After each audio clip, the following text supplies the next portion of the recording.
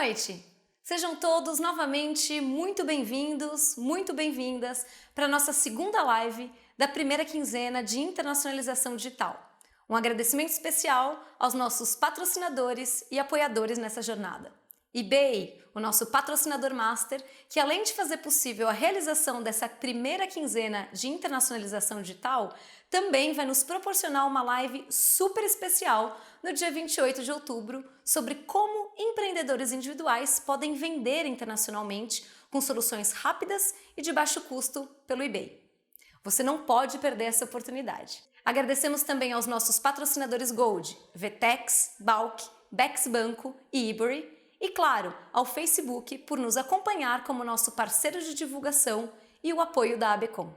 A todos vocês, muito obrigada pela parceria. No nosso encontro anterior, conhecemos um pouco sobre como operar em marketplaces e o modelo D2C, ou Direct to Consumer. Hoje, aprofundaremos o assunto ainda mais para explorar as novas abordagens para conquistar mercados globais. D2C, social commerce, influenciadores, marketplace, revendedores e outros canais. Como fazer para combinar tudo isso em uma estratégia de vendas de sucesso? Bom, eu deixo vocês agora com Emily Well, Juliana Camargo, Bruno Berezaga e Fernando Pierre.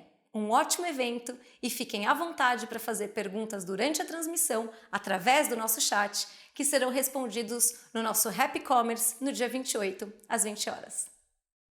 Ok, vamos começar então. Neste segundo live da quinzena de internacionalização digital, temos 4 especialistas com forte atuação no processo de internacionalização. Então, vou deixar eles mesmos se apresentarem. Vamos começar com Emily. Oi, tudo bem? Eu sou Emily, sou a cofundadora e CEO da Pentis. Para quem não conhece, a Pentis é a primeira marca de calcinhas absorventes no Brasil e América Latina. É uma tecnologia nova para mulheres no tempo de menstruação, que é uma calcinha que parece totalmente uma calcinha normal, mas no forro tem um forro tecnológico que é super absorvente, mata bactérias, mata cheiros. E é impermeável para absorver a menstruação e é reutilizável. Então, a gente é uma empresa liderada por missão, então a gente faz inovações focadas tanto na saúde da mulher e a saúde do planeta.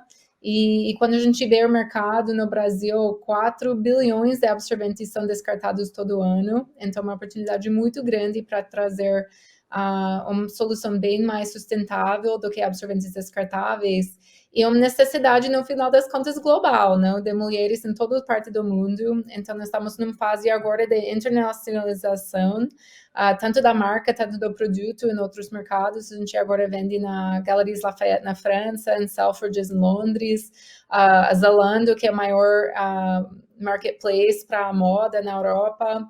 Então, nós estamos conseguindo bastante passos lá fora, também no nosso e-commerce direto, como Shopify. Então, eu estou animada a compartilhar um pouco mais da nossa jornada com vocês. Obrigado, Emily. E você, Juliana? Conte. Olá, boa tarde, boa noite a todos. Obrigada pelo convite. Meu nome é Juliana Camargo. Eu sou Head de Marketing e Merchandising para o eBay, para a América Latina e mercados emergentes. Então, faz 6 anos que eu estou no eBay, sempre focada no mercado de América Latina, fazendo com que nossos compradores, nossos vendedores da América Latina cresçam junto do crescimento do mercado. Acho que é um momento muito positivo para o Brasil e para a América Latina de forma geral e mercados emergentes. Então, tem toda uma equipe dedicada em América Latina para que nossos vendedores sigam exportando e tendo alcance e cada vez mais vendas para um mercado global. O eBay ele tem presença em 190 países, em mais de 159 milhões de consumidores ativos no mundo todo. Então, agradeço o convite, estou bastante empolgada para o nosso bate-papo hoje. E, bom, acho que de forma geral, na vida um pouco antes do eBay, eu tenho mais de 15 anos de experiência no mercado digital, como e-commerce, digital marketing. Então, agradeço novamente o convite. Obrigado, Juliana. E você, Bruno? O que vai contar de você? Antes de nada, queria agradecer a vocês pelo convite. É um prazer poder dividir esse bate-papo com pessoas tão incríveis como vocês convidaram. Mas me apresentando muito rápido, meu nome é Bruno Berezaga, eu cuido de parcerias aqui na Shopify no Brasil. Para quem não conhece Shopify, a Shopify é uma plataforma de e-commerce que nasceu no Canadá, mas hoje é uma plataforma global, presente em 175 países também, que permite justamente que muitos negócios consigam se internacionalizar, que é o tema de hoje, né, para a gente poder conversar um pouco de cross-border e internacionalização. Falando mais sobre aspectos só pessoais, também estou no mercado há 16, quase 17 anos, já perdi a conta, Juliana, não sei mais quanto tempo é, que o tempo passa, né? Mas, enfim, já tive a oportunidade de ser lojista, o que eu acho que me trouxe um aprendizado muito grande, sei como é o dia a dia da Emily lá como empresária, e isso é muito legal, e também já passei por outras empresas bacanas do nosso mercado digital. Muito obrigado, Bruno. E agora, last but not least, Fernando Pierri, da eBury. Obrigado, Nils. Outra vez queria agradecer o convite. Prazer aqui estar com todos vocês. Muito boa noite para os nossos espectadores aí. Eu gostaria de apresentar um pouco a eBury. A eBury tem 4 meses de Brasil de atuação. Nós temos 10 anos no mercado, é uma fintech de câmbio inglesa e nós estamos em toda a Europa. Então, ali, desde Portugal até Bucareste, na Romênia, nós temos escritórios em todos os países. Então, a Europa muito bem coberta. Depois, fora da Europa, os países de língua inglesa. Então, o Canadá, a Austrália, Hong Kong e os Emirados Árabes Unidos. A gente tem um escritório em Dubai. E, mais recentemente, o último filho a chegar na nossa família aqui de países que a gente está é o Brasil. Então, começando aqui na América Latina através do Brasil. Então, o meu background é mercado financeiro, eu tive 25 anos em bancos aqui no Brasil, em bancos americanos, em bancos espanhóis. Como vocês vão pensar, bancos espanhóis não tem muitos aqui no Brasil, então, obviamente, é o Santander. O Santander é dono de 50% da Ebury hoje, depois de um investimento feito há 2 anos atrás. Então, o Santander vem uma estratégia de colocar cada vez mais fintechs ao redor do mundo para atender pequenas e médias empresas. E como disse o Bruno, como o termo aqui é internacionalização, nós oferecemos a possibilidade de fazer câmbio, mas nós oferecemos contas fora do Brasil. Então, um cliente nosso brasileiro que queira vender ao redor do mundo, a gente ajuda ele a se internacionalizar, abrindo contas em várias moedas. A gente tem a possibilidade de abrir conta em 60 moedas hoje em dia, mesmo sendo moedas locais, mesmo contas locais virtuais, wallets virtuais em vários países. E depois a gente consegue também fazer o que a gente chama de proteção cambial, então fazer toda a parte de derivativos, hedges e para todo, ou seja, ajudar as empresas a se internacionalizarem. A gente já viu algumas coisas interessantes, como na Europa você precisa de vez em quando ter uma conta para poder ter um CNPJ. Como que você consegue ter a conta se você não tem um CNPJ? Então a gente ajuda nesse processo de montar a empresa em alguns países, em Luxemburgo, na Holanda, na Espanha. O nosso conteúdo é bastante europeu, mas a gente tem hoje em dia bastante coisa aí na Ásia e na América do Norte, e agora aqui no Brasil, que a gente também consegue abrir conta para quem vem de fora e quer poder vender aqui no Brasil, a internacionalização também vindo para dentro do Brasil. O Brasil, acho que hoje em dia está voando aí no comércio exterior, e quanto mais ferramentas que a gente puder dar, melhor para os nossos clientes, melhor para os nossos parceiros. Obrigado, Fernando. Muito obrigado aos 4 por participar nesse painel. Então, vou começar com Emily. Acho que a Panties.com nasceu global e está revolucionando de alguma maneira a moda íntima feminina. É um produto bastante inovador e até disruptivo. Pode nos contar um pouco o que significa, qual é a história, como nasceu a Panties.com e onde está hoje? Claro. Então, em termos de lançar a marca no início, eu acho que a gente... nessa época, eu estava trabalhando para um venture builder em Boston, do Brasil, como inovações, mais focado nesse mundo direct to consumer. Eu veio do mercado de farmacêutico, que eu trabalhei quase 15 anos, então é um mercado que tem bastante barreiras, não? Que ainda você, tipo, ninguém quer tomar remédio, as pessoas muitas vezes nem pagam direito para remédio, então eu fiquei muito apaixonada para o mundo direct to consumer, porque é um mundo que tem muita oportunidade para inovação, muita oportunidade para disrupção, e até cada vez mais produtos consumer mesmo, nesse mercado de consumer, porque você consegue realmente entregar experiências melhores, produtos melhores, markups menores, que são vantagens para os consumidores. Então, eu acho que foi um pouco nessa visão, quando a gente nasceu a empresa Penties, a gente sabia que tinha que trazer isso online como esse canal direct to consumer, porque foi um produto super inovador.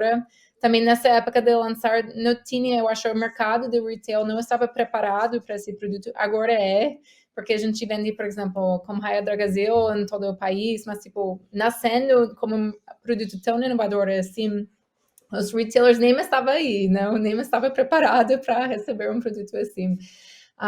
E a gente cresceu com penties.com.br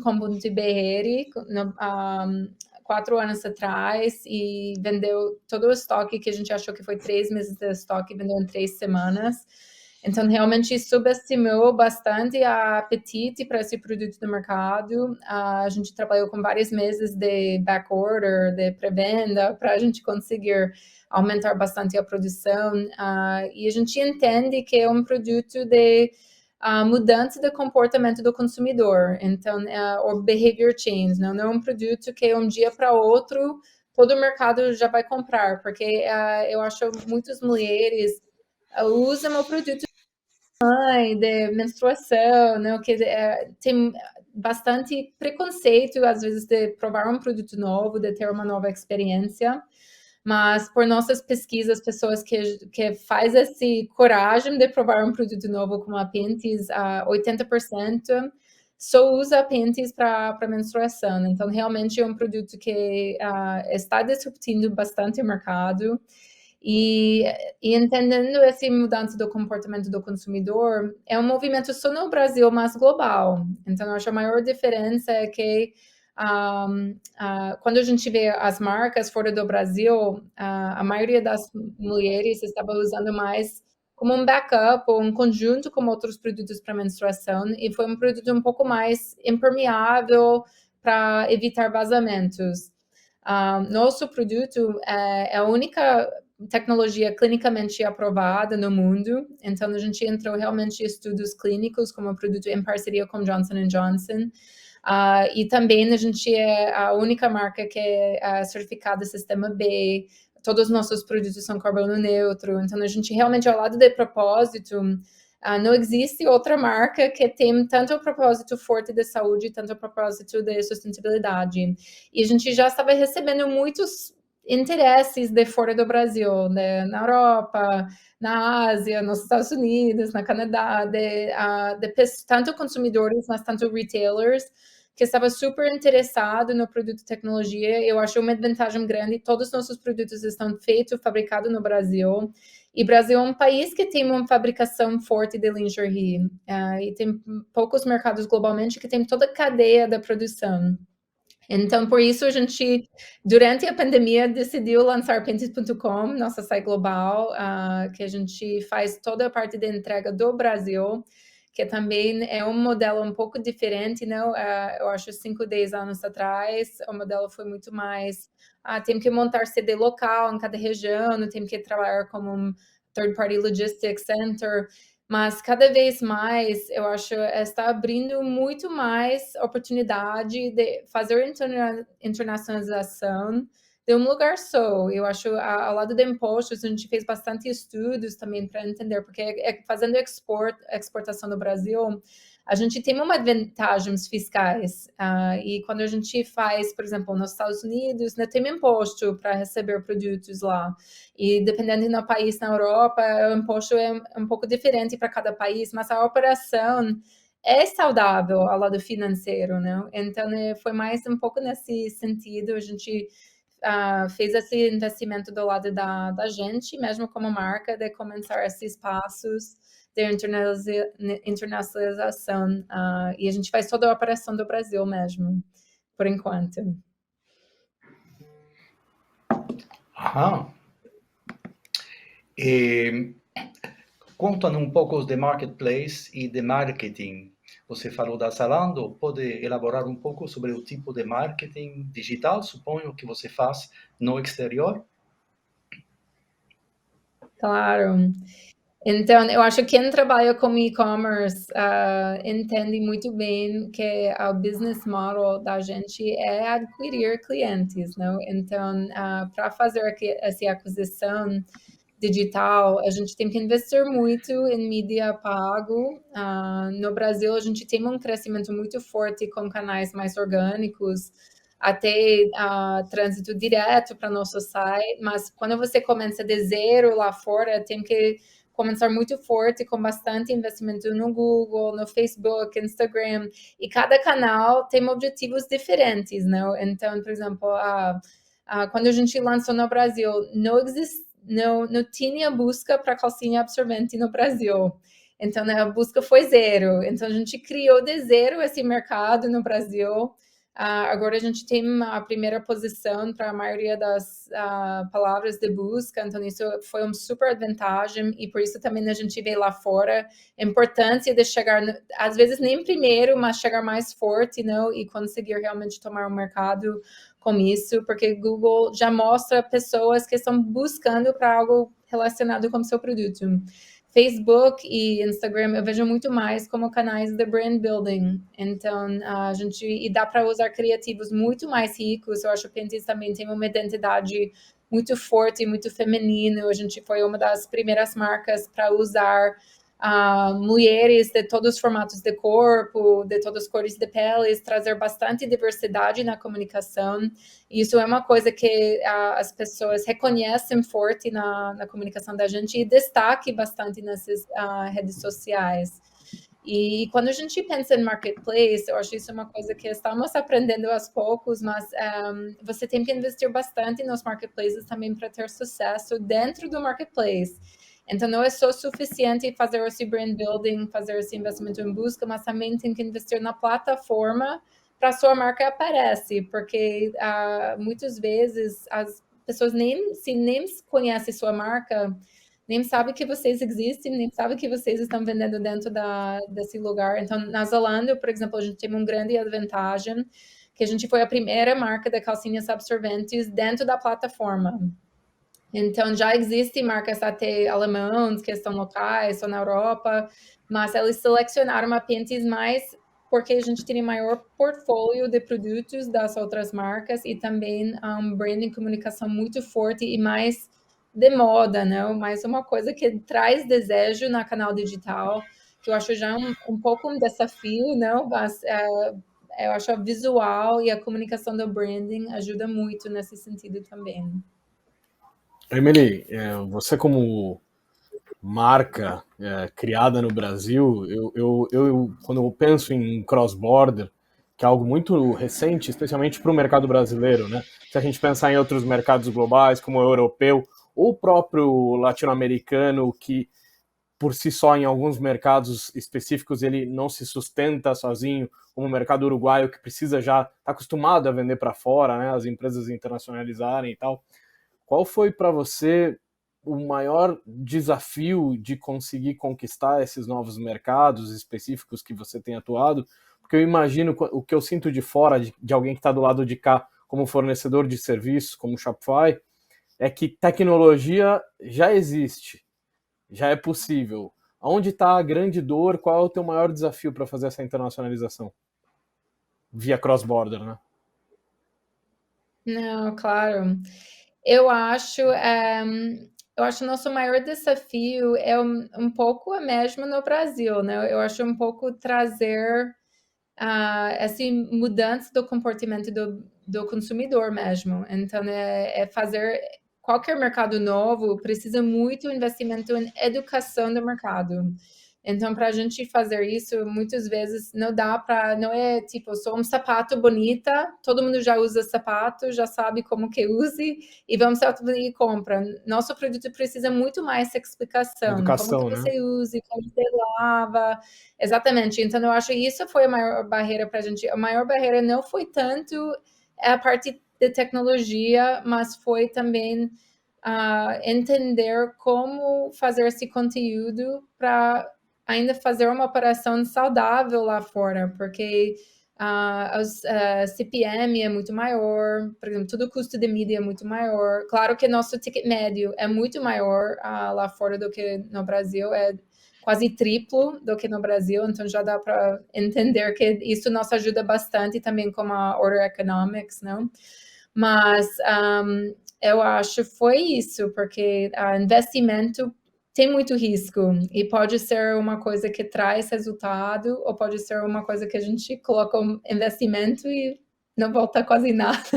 Então, a gente tinha que fazer muitos testes. Eu acho que a gente foi muito experimental, muito na parte de marketing digital, até para entender a conversão do país, a CAC, a Customer Acquisition Cost por país, para a gente entender e optimizar onde a gente queria fazer o investimento, porque eu acho que muitas marcas, como você falou, até Brasil é um país muito grande, então às vezes você tem assim, não preguiça, mas não tem necessidade como uma empresa de Uruguai fazer investimento lá fora, né? Porque a gente já tem um mercado muito grande aqui. Mas a gente entende que esse mercado vai precisar tempo para amadurecer, para nosso produto virar tipo uma das tops produtos para menstruação no mercado. Então, por isso a gente também para growth tem um pouco essa necessidade, mas é uma necessidade mais estratégica da gente, da marca, do que qualquer outra coisa, né? Eu tenho 2 comentários. Eu tenho uma filha de 13 anos de idade. Adorei essa ideia. Eu estou começando a conhecer cada vez mais esse mundo através dela. Mas agora eu vou poder ensinar alguma coisa para ela. Eu vou querer me tornar um consumidor. Mas o que eu acho que a Emily falou que é muito interessante e um pouco do que o Bruno falou, assim, o brasileiro tem muito a noção de que assim, nós todos vivemos na costa, né? Temos a Cordilheira dos Andes do outro lado e uma floresta amazônica que nos afasta muito dos nossos companheiros da América Latina. Depois, a gente acha que a Austrália é muito longe de tudo.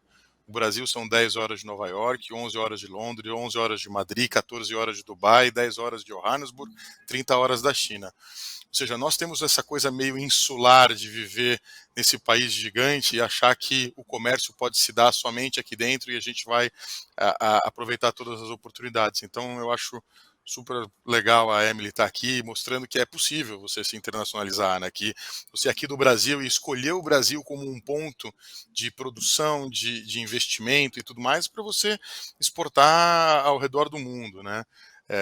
Então, pô, tá de parabéns. Eu acho que é super legal aí teu empreendedorismo aqui. Assim, eu me sinto, assim, eu vejo um pouco essas dificuldades, porque apesar da gente, eu sou o chefe global de vendas, né? Mas quando a gente foi abrir aqui no Brasil, você tem que alugar o escritório, você compra papel higiênico, você vê a impressora, então tem um negócio de startup que é você se internacionalizar. A empresa já existe em algum lugar, nossa era em Londres, certo? Mas na hora que você vai abrir num outro país, existe todo um processo difícil de você entender o outro país, você entender quais são os mercados, quais são as demandas. E aí, obviamente, indo super específico na questão do marketplace, concordo 100% com a Emily, é você investir no marketplace, você investir nas ferramentas ao redor do marketplace para você poder focar no teu negócio e aquilo aqui ser a tua distribuição, né?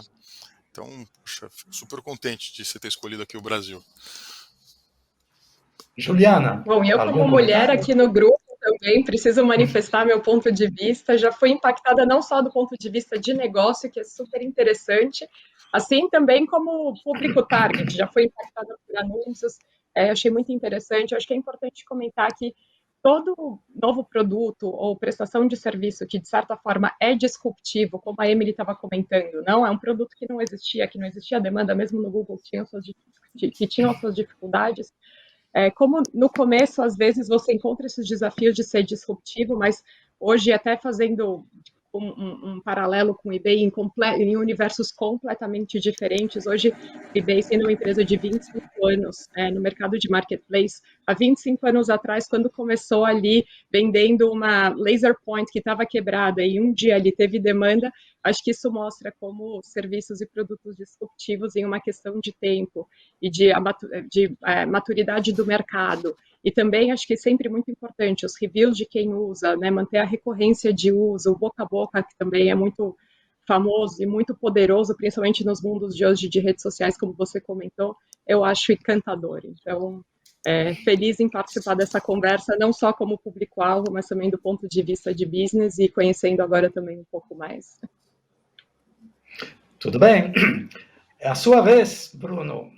Tem que nos explicar essa coisa de por que a Shopify é anti-Amazon e por que o Shopify está tão usado pelas PMEs para internacionalizar. A palavra é sua.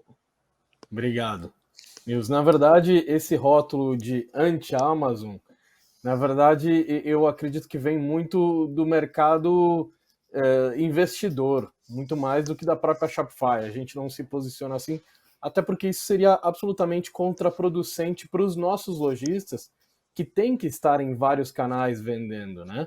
Eu tenho certeza que nossos clientes no Brasil e fora trabalham com eBay, trabalham com Amazon, trabalham com Walmart. Os que estão no Brasil trabalham com os grandes marketplaces aqui também. É uma necessidade do mercado de estar hoje vendendo em vários canais e ser descoberto através de várias formas diferentes, né? Mas quando as pessoas, em geral, quando o mercado fala de ser anti-Amazon, é porque a gente consegue criar e dar a oportunidade de que marcas consigam fazer algo que talvez um processo mais transacional que o marketplace tem, que é de resolver uma dor, um problema, de vender um produto, dentro do marketplace, o que a Emily faz, ela talvez não conseguisse fazer com tanta propriedade, que é a criação de uma identidade, uma experiência única como marca, né? E para isso ela precisa ter eu diria que a casa dela, né? O ambiente dela, o próprio site dela, onde ela consegue construir esse relacionamento com os clientes da Pentes.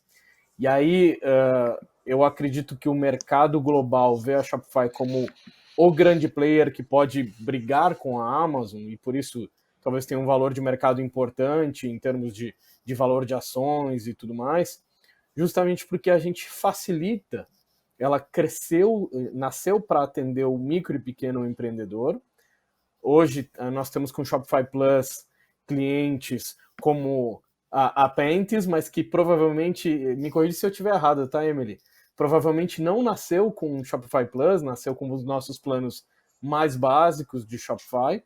Então você consegue, desde o início, montar um negócio bem estruturado, com ferramentas super complexas, mas ao mesmo tempo que elas são complexas por trás, na frente elas são simples para o usuário, quem está utilizando no dia a dia, fazendo a gestão dessas ferramentas, né?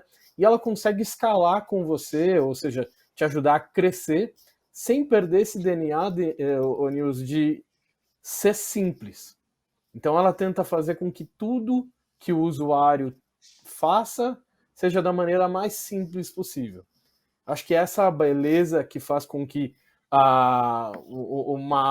o mercado financeiro olhe para a Shopify e fale, opa, esses caras vão incomodar a Amazon.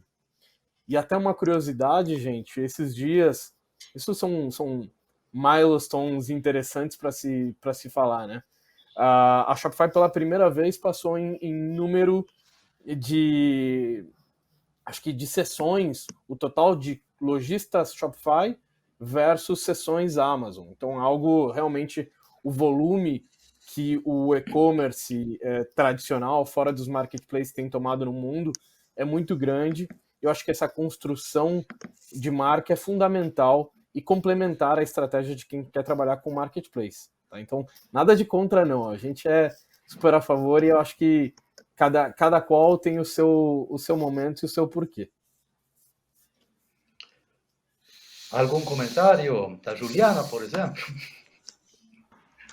Eu acho que o marketplace ele vem cada vez mais sendo um canal core quando o varejista ele pensa em diversificação e também em ter alcance a mais compradores. Eu acho que sem dúvida alguma é importante tratar o marketplace não apenas como um canal adicional, mas muitas vezes como canal core, né? O marketplace tem muitos varejistas que não só sobrevivem apenas do marketplace, como muitos varejistas que têm estratégias omnicanal, e que ainda assim o marketplace acaba sendo uma via principal, tanto de acesso a mais compradores, como muitas vezes no caso de eBay também, o acesso a global, né, seja por mercados dos Estados Unidos, mercados na Europa, mercados da Ásia de forma geral. Então, o ponto que eu concordo com o Bruno é que você tem que ser muito estratégico, porque você não é uma questão de apenas entrar em mais canais, mas você tem que escolher qual que é o canal mais relevante de acordo com o seu público-alvo e até mesmo de acordo com as suas condições de operação, e você conseguir atender uma demanda, seja um incremento de demanda internacional. Então acho que é muito importante você ter esse preparo no quesito de operações. E existem, inclusive, pensando em gerações, existem pesquisas hoje que mostram que os consumidores eles têm preferência até a marketplaces onde a pesquisa, você tem acesso a preços competitivos, a comparações que acabam sendo muito mais simples, uma experiência até muito mais simples e consolidadas dentro de um marketplace como agregador de demanda. Então, eu acho que colaborando para o crescimento do e-commerce, colaborando com os recursos de tecnologia que a gente vem tendo hoje em dia, acho que cada vez mais o marketplace ele vem transformando o mundo do varejo. Ô, Juliana, e se você me permite fazer só mais um adendo, interessante esse ponto que você trouxe, que vai de encontro ao que a Emily falou. Não adianta eu simplesmente me plugar num marketplace e achar que isso automaticamente vai gerar vendas. Assim como a Emily está aqui para provar. Ela é, na verdade, a pessoa aqui que faz o dia a dia, gente. Mas, assim como também não é simplesmente porque você tem a tecnologia hoje disponível para no seu site poder fazer um modelo de cross-border, que é simplesmente ligar do outro lado lá e falar, vou vender agora nos Estados Unidos, do Brasil para os Estados Unidos. É viável? Mas não é tão simples quanto isso. Né? O Fernando depois vai poder nos contar um pouco mais de detalhes de algumas questões mais na parte financeira, estrutural, mas se você não investe como quase que um outro braço do seu negócio, se você realmente não coloca energia naquilo, não vai funcionar, seja um marketplace aqui no Brasil ou um marketplace lá fora, né? Eu acho que assim, para dar um exemplo do que o Bruno estava falando, quando você faz um pagamento internacional, ou você faz um recebimento internacional, você paga as transferências internacionais, que elas podem variar aí de $10 a $50, dependendo do país, dependendo da moeda. A grande coisa é o seguinte, como que você consegue oferecer contas locais? Porque aqui no Brasil, por exemplo, se você tem uma conta local e você faz via Pix, custa pouco. Se você faz via TED, custa mais caro. A mesma coisa acontece no mercado internacional. Então, a grande coisa é, na hora que você vai se internacionalizar, se você consegue ter uma conta no mercado em que você está vendendo, as transações naquela moeda são muito mais baratas. Então, assim, você saber quais as ferramentas disponíveis, não é só, puxa, eu vou lá, coloco no site e estou vendendo, né? Ou seja, tem todo um estudo antes por trás. E para nós, o que a gente vê cada vez mais é engraçado isso, né? A China super importante no comércio internacional. Os nossos clientes todos que vendem em marketplaces comprando da China, algumas vezes comprando em brick and mortar, de vez em quando comprando em e-commerce, né, e vendendo. Então a gente tem um grande cliente inglês, por exemplo, comprando ventiladores na China, e ele descobriu um pouco do que a Emily estava falando através de digital marketing. Ele falou assim, olha, eu só vendo ventiladores de pé, não ventiladores que ficam no teto, né? Aqueles que ficam no chão. Mas, por causa do espaço das casas na Europa, só servem de 30 centímetros, não pode ser de 1 metro.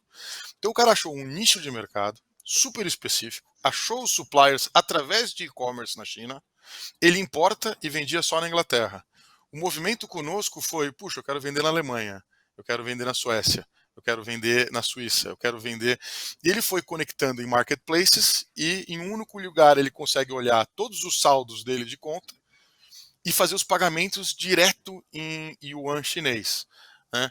Então, assim, quanto mais você vai local num país, mais fica os detalhes, como acho que a Emily falou, são importantes de você prestar atenção. Como é que faz para se internacionalizar? Parece.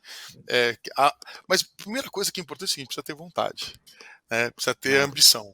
Precisa ter o protagonismo de querer sair do lugar, do status quo e enfrentar. Porque, assim, fácil, acho que a Emily pode dizer para nós aqui, não é. Mas na hora que você coloca técnica por detrás, e tudo que tem esforço tem recompensa. Eu acho que você vender do Brasil para fora tem muito, mesmo importando da China, você traz da China, faz alguma manufatura aqui com o produto e depois revende, ou de vez em quando já vi até guarda-chuva, o pessoal traz guarda-chuva da China e vende fora e ainda dá preço.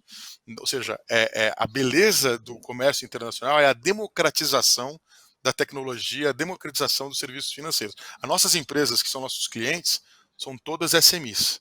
Né? A gente não trabalha com empresas grandes, nós só trabalhamos com empresas com SMEs. Ô, Fernando, só mais um ponto para colocar aqui. Acho interessante esse nosso painel, porque a gente está quase que com um ecossistema aqui, né? Então você resolve um pedaço que é muito importante de, como que eu faço para receber dinheiro no exterior?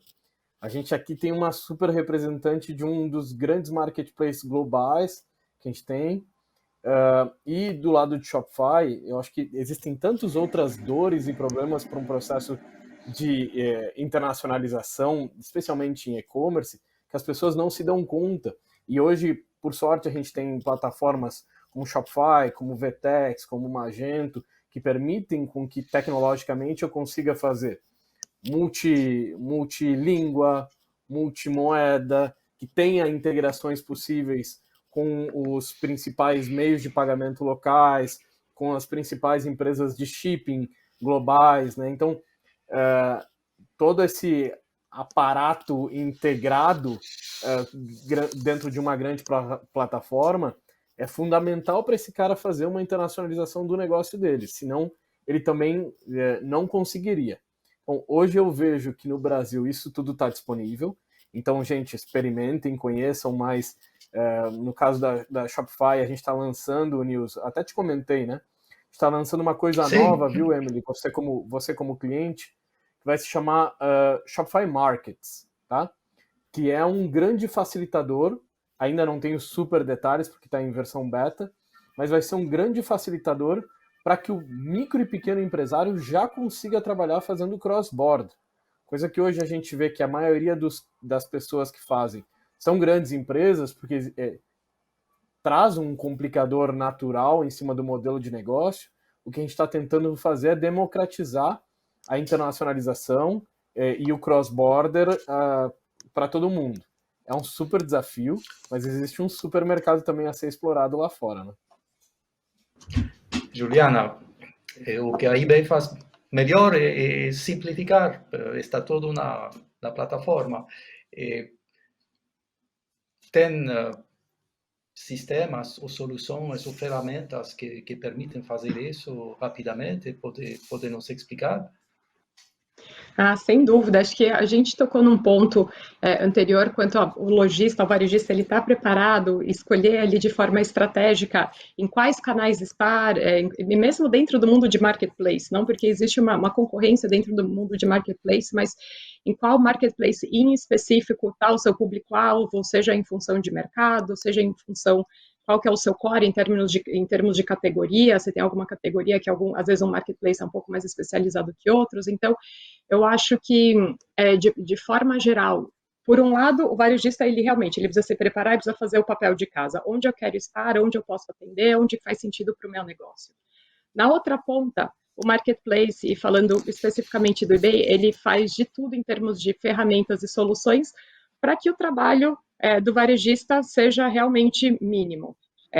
Então, existe uma série de ferramentas que o eBay disponibiliza para que o processo de venda seja muito mais fácil. Então, como um exemplo, tem a Terapic, que é uma ferramenta que a gente tem, que junta toda uma inteligência artificial de mais de 25 anos de presença do eBay como marketplace global, que ajuda o vendedor, na hora de criar os listings, a chegar num ponto de precificação, a melhor forma de colocar a descrição, como que está sendo esse produto dentro da plataforma, dentro de 1,5 bilhões de listings que estão disponíveis. Então, como é que o eBay ajuda o vendedor junto, considerando todo esse armazenamento de dados que já existe dentro da nossa plataforma. Então, acho que esse é um ponto que uma das soluções que a gente oferece que tem bastante valor para os nossos vendedores. Acho que como segundo fator, como marketplace, sem dúvida alguma a gente facilita para que o vendedor e o comprador eles tenham ali acessos globais, não que seja uma forma muito transparente para as duas partes, mas no final das contas o vendedor, ele não, se um vendedor está nos Estados Unidos e está comprando um produto no Brasil, por mais que ele saiba de onde vem o produto, ele quer ver ali toda uma descrição, ele quer ver o item em inglês, ele quer comprar na moeda dele, então existe todo um trabalho para que a experiência seja muito imperceptível em termos de diferenças regionais, né, para esse comprador, e também aumentar a visibilidade. Então, além do core de marketplace, de aumentar a visibilidade e fazer com que esses vendedores tenham acesso a mais compradores, a gente também oferece uma opção de serviço que chama Promoted Listing.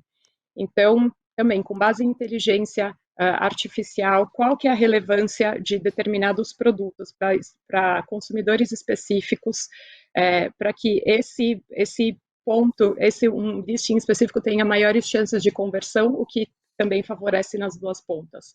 Então, existem, inclusive, estudos, estatísticas internas de que vendedores que usam promoted listings chegam a aumentar a venda em 2 vezes. Então, isso é mais um recurso que a gente oferece para os nossos vendedores. E, por fim, não é uma grande novidade, mas a presença em aplicativos é sim muito importante. A gente vem vendo aí o crescimento do mobile como um canal, muitas vezes já primário em alguns mercados. Se a gente olhar o eBay de forma global, quase 50% do faturamento já vem de aplicativos.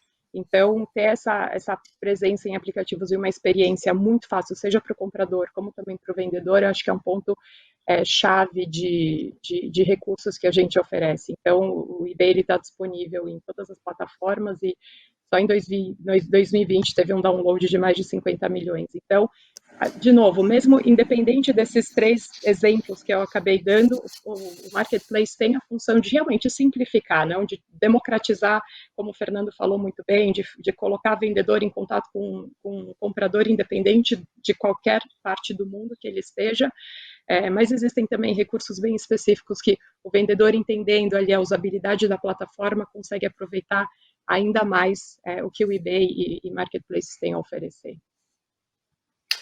Juliana, o Fernando falou da especificidade do brasileiro, que está longe de tudo. E tem uma diferença de comportamento do vendedor brasileiro comparado com os outros mercados emergentes? Não estou falando de Estados Unidos ou Europa, mas os outros mercados emergentes. Você está tomando conta disso? Então, tem diferença ou é igual? Sabe que esse é um ponto muito interessante.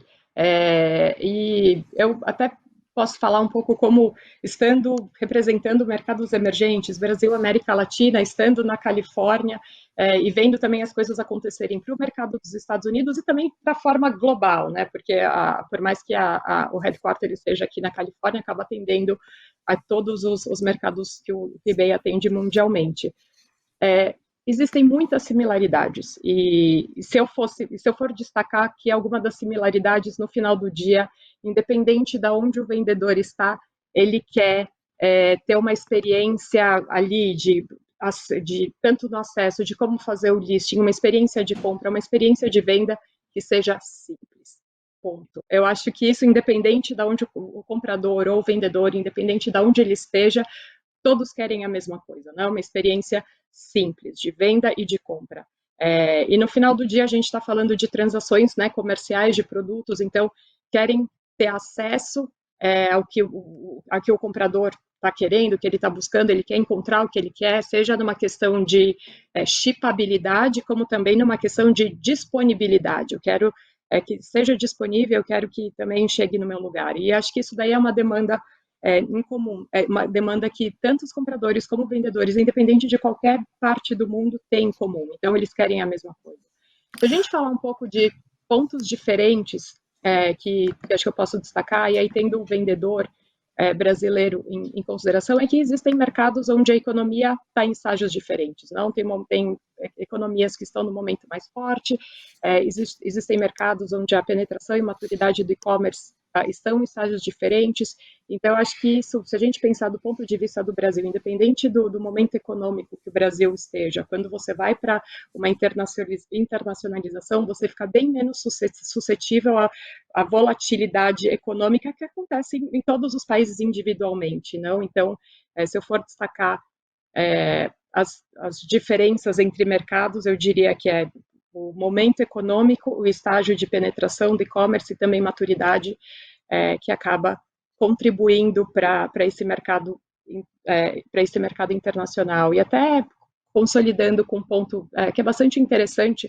Se a gente olhar os brasileiros que estão na nossa plataforma e que vendem hoje no eBay, quase 100%, só para não falar 100%, mas é muito perto de 100%, exportam. Então, a grande maioria dos nossos vendedores exportam. E por mais que os Estados Unidos seja o mercado principal, com quase 70% aí do volume do que os nossos vendedores brasileiros exportam, tem aí um 30% que vai para países como Alemanha, Inglaterra, Canadá, França. Então, é realmente um mercado bastante diversificado, onde você tem muito acesso, não só por momento econômico, mas também por behavior de compra. Então, qual que é o interesse de um mercado, ou ticket médio de um consumidor que hoje está nos Estados Unidos com o interesse de alguém que está na França? O que eles podem estar buscando e o que você pode oferecer como vendedor para atender esses mercados?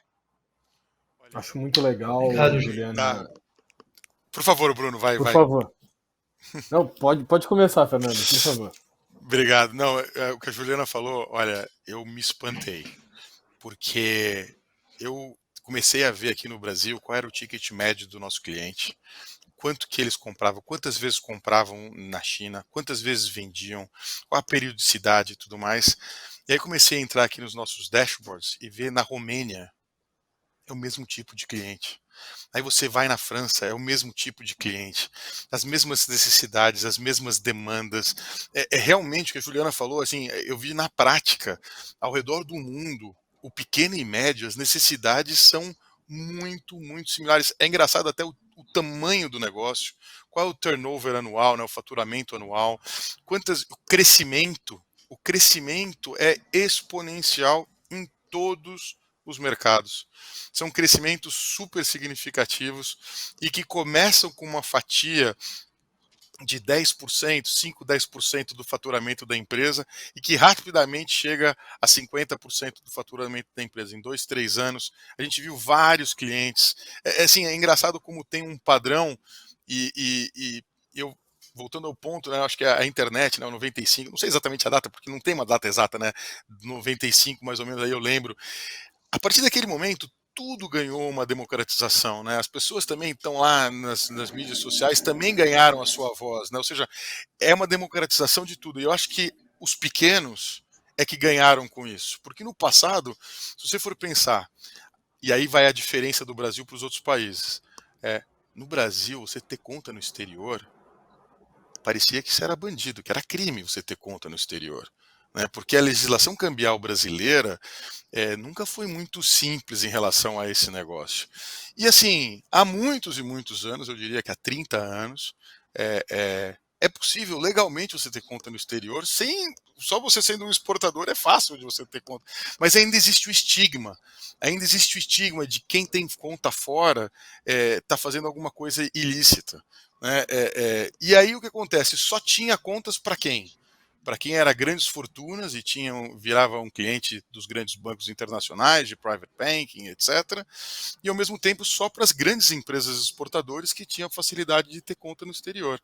Né? Então eu acho que essa é uma coisa que o brasileiro ainda é diferente, as pequenas e médias são diferentes, porque não existiu ainda a grande democratização de contas no exterior para pequenas e médias empresas. Eu acho que a legislação cambial, o Banco Central hoje, está super atuante, fez o Pix, está fazendo o Open Banking, está fazendo uma série de coisas super legais de modificar e facilitar as coisas para os pequenos e médios, aumentando a competição dos grandes bancos, e aí está o câmbio como a próxima fronteira. Eles anunciaram um monte de coisas recentemente, de evoluções, e eu acho que isso existe também uma pressão dessa democratização para que force esse mercado a abrir, né, e fique cada vez mais fácil e transparente, e um pouco do que você estava falando, assim, o cara vende nos Estados Unidos hoje, a partir do momento que você fez um onboarding numa plataforma financeira, você faz um onboarding, você abrir uma conta em euro ou uma conta em pounds, é questão de sistema meu interno, demora 5 minutos, né? A grande coisa é como é que você faz o onboarding na plataforma, ou seja, você tem acesso daí a vender em qualquer lugar do mundo. Eu acho que, Nils, a tua pergunta é super importante, porque as pequenas e médias têm muito a aprender uma com a outra, porque é muito parecida as necessidades, e aprender conosco, né? Com o eBay, com o Shopify, com a Ebury, que é justamente quem está ali de fornecedor para esses serviços. Bruno, desculpa te cortar, acho que falei demais. Que é isso. Não, eu ia colocar uma observação que eu acho que a Juliana falou perfeitamente, um aspecto que não é só... A gente está passando por um momento muito particular como país, onde a exportação está sendo muito favorecida. Mas não é esse aspecto financeiro o único, pelo contrário, que faz com que a gente pense na exportação. Qual é a quantidade de pessoas no mundo que tem uma dor que a empresa da Emily se propõe a resolver e a ajudar e mudar em termos de comportamento? Tem muita gente no mundo inteiro. Quanta gente não conhece o tipo de produto que a Emily produz aqui na Pentes? Muita gente no mundo inteiro. Então, esse comportamento, né, de exportação vai muito além das questões mais burocráticas do negócio, e sim estamos num mundo globalizado.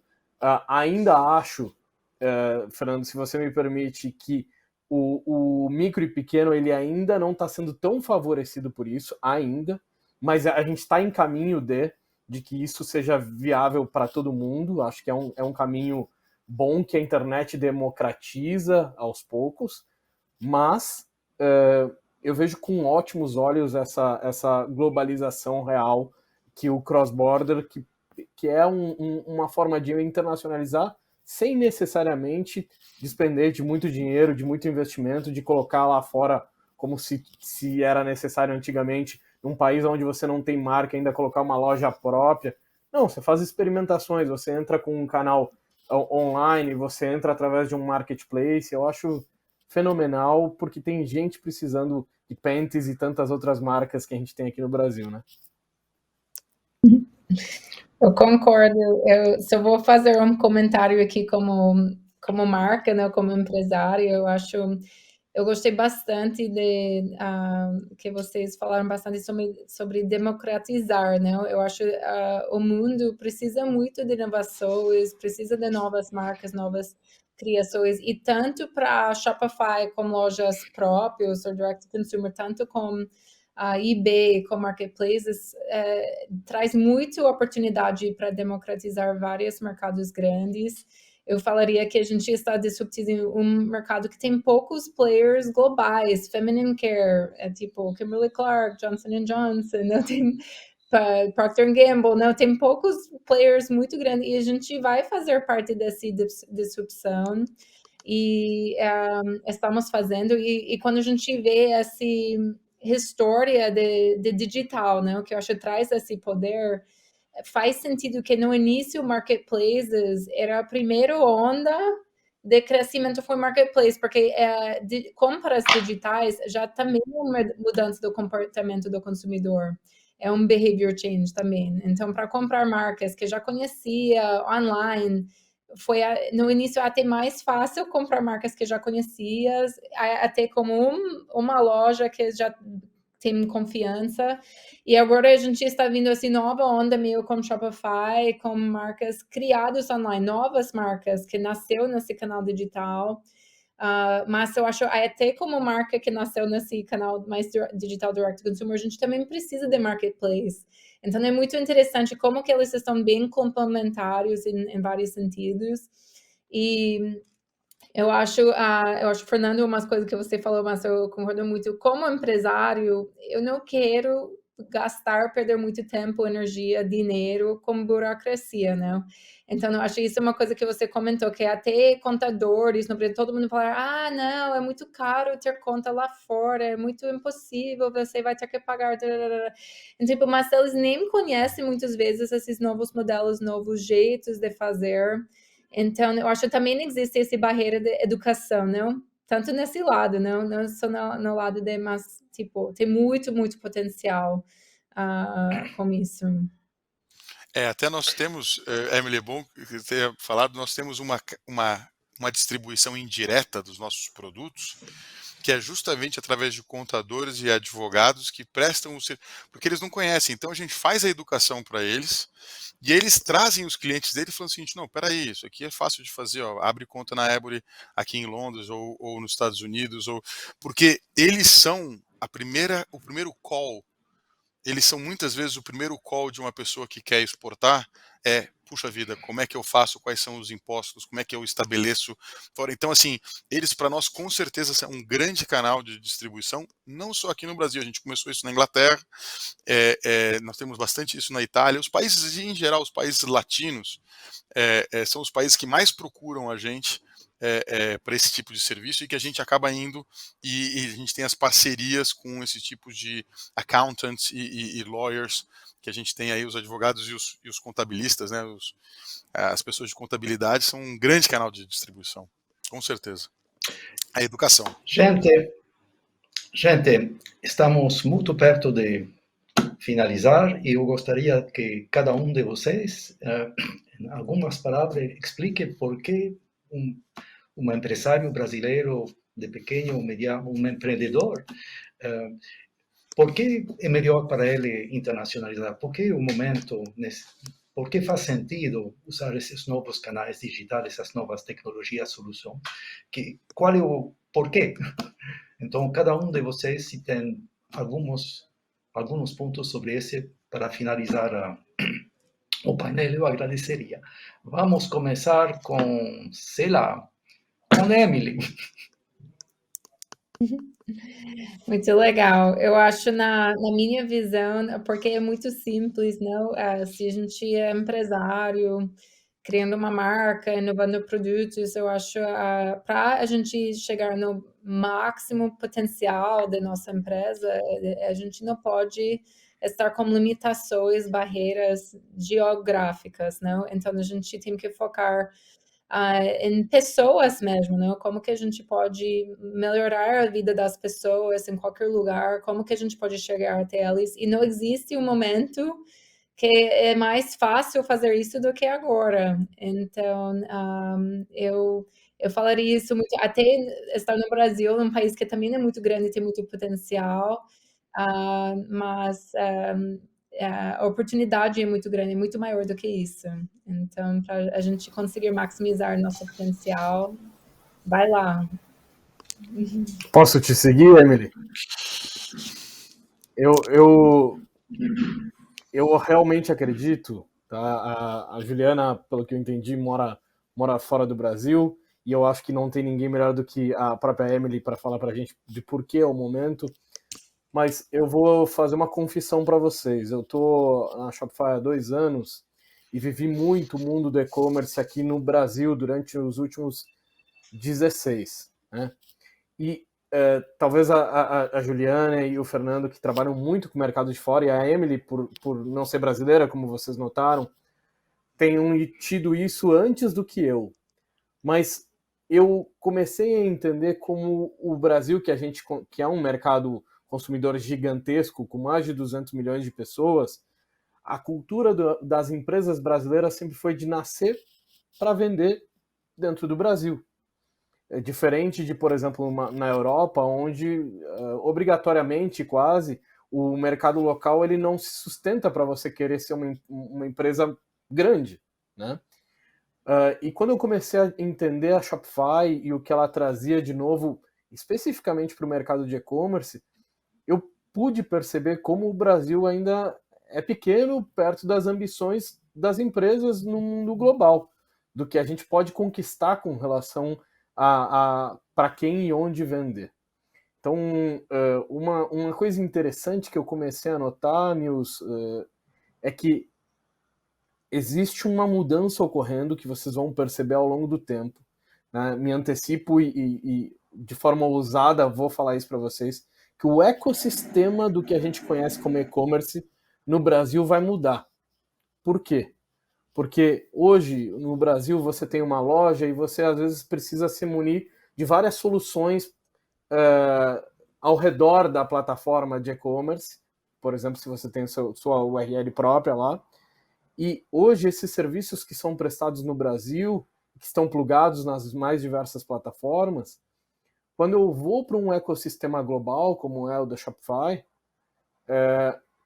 eu começo a ver empresas que estão plugadas lá e têm integração com o Shopify e que têm 50, 100 mil clientes ao seu redor. Então, como elas escalam muito, elas permitem com que os custos dos seus produtos sejam muito mais baixos.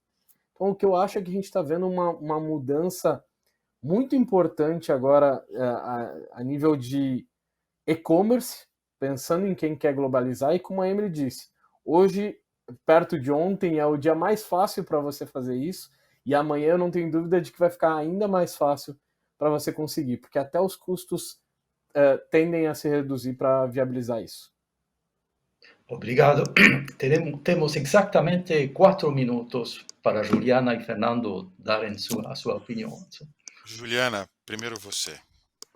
Para você Olha, obrigada, mas acho que quanto mais a gente vai ficando para o final, mais é difícil falar coisas assim que agreguem ainda mais valor do que comentou a Emily, do que comentou o Bruno. E por sinal, eu acho que ecoa muito com os valores do eBay, como o eBay vem abrindo e estando uma plataforma cada vez mais globalizada. Então, eu acho que para o Brasil está pronto. Acho que esse grupo é um exemplo de que existe tecnologia, existe recurso, depende muito agora do próprio vendedor, do vendedor individualmente entender as opções que existem e encontrar qual que é o melhor caminho para começar a exportar. A solução existe, é simples. Para você vender para os Estados Unidos, você não precisa falar inglês, você não precisa ter uma conta fora. Hoje a tecnologia simplifica muito para isso. E eu acho que a Emily foi muito feliz quando ela comentou de que, no final das contas, pessoas são pessoas. Você tem seus potenciais clientes no mundo inteiro, isso pode ir além de barreiras demográficas e geográficas. Então, eu acho que a tecnologia está aí para uso. E, no final, se a gente até fechar como um dado estatístico, se a gente olhar para 2016, se a gente olhar qual que era o share das vendas cross-border dentro do e-commerce de forma geral, a gente estava falando de 16%. Hoje a gente está falando de 22%. Então, é uma demanda que vem aumentando. Cada vez mais os nossos compradores estão cada vez mais suscetíveis a comprar além do próprio país onde eles estão, e acho que com o incremento de demanda precisa ter oferta, precisa ter inventário disponível. Então, eu acho que com recursos de tecnologia e com demanda de compradores, e mudança no comportamento do ecossistema do e-commerce, acho que são pontos e um momento muito favorável para os vendedores começarem essa expansão internacional. Olha, eu prometo que eu não vou tomar nem mais um segundo, Nils, para a gente ficar no horário. Pode tomar. Hoje é dia 21 de outubro, certo? Hoje é dia do meu aniversário. Então, queria... Obrigado, Bruno. Dia do meu aniversário, estamos aqui, já fico super contente de estar com um grupo tão seleto de pessoas, com a cabeça tão voltada para o e-commerce e olhando para isso. E eu acho que o que a Emily falou é o que mais me pega, porque eu acho que isso é o mais legal, que é o seguinte: eu vou competir com a Johnson & Johnson, eu vou competir com a Procter & Gamble, ou seja, o sonho, a ambição, você ser obcecado por aquilo que você faz, é aquilo que traz resultado, né? E eu acho que a gente pensa grande E o e-commerce internacional é o que ele dá essa possibilidade de você realmente pensar muito grande, né? Não confundir ambição com ganância, né? Mas ambição no sentido de realmente, eu acho que as ferramentas estão aí, nada mais do que, acho que todo mundo já falou, de que agora é o momento, né? Não deixar para amanhã, porque realmente é possível competir mundialmente, estando no Brasil e se internacionalizar. Então, assim, queria dar os parabéns, Nils, aí por reunir esse grupo de pessoas aqui e dar a oportunidade de a gente falar tanto sobre isso. Uma coisa tão que acho que é paixão de todo mundo aqui. O agradecido sou eu. Estamos muito impressionados por esse painel. Muito obrigado realmente por ter participado. Foi fantástico. Obrigado. Obrigado a você. Obrigada a vocês. Prazer. Obrigado a todos. Obrigado. Eu acho que, mais uma vez, obrigado. Eu aprendi muito. Espero que guardamos contatos. Até pronto. Com certeza. Eu em seguida, vou inclusive entrar em contato com a Juliana e com o Fernando. Acho que eu vou entrar em contato com os três. Que bom, vocês vão me permitir.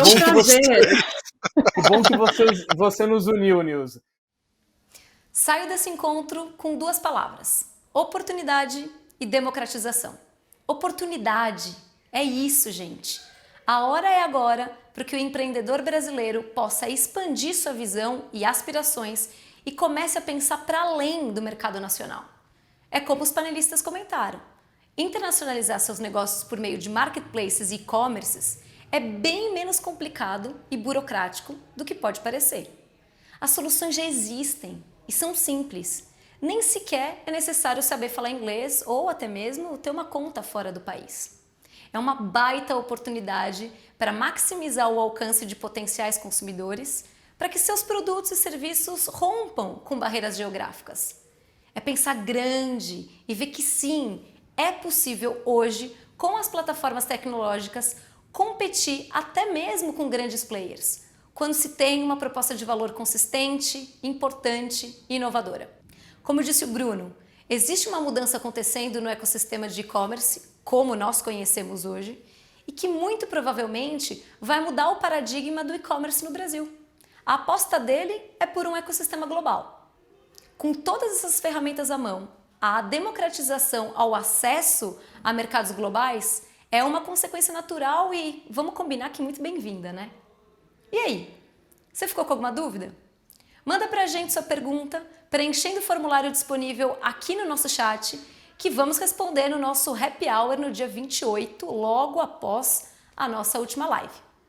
Alguns dos panelistas estarão aqui conosco por um bate-papo bem gostoso e que a gente possa fazer também networking no nosso Happy Commerce. O Happy Hour vai ser transmitido pela plataforma Zoom e disponibilizaremos o link no mesmo dia, tanto por e-mail como, claro, aqui também no chat no dia do evento. Você não pode perder, já anota aí na agenda. Eu quero mais uma vez agradecer aos nossos patrocinadores e apoiadores que estiveram junto aqui conosco.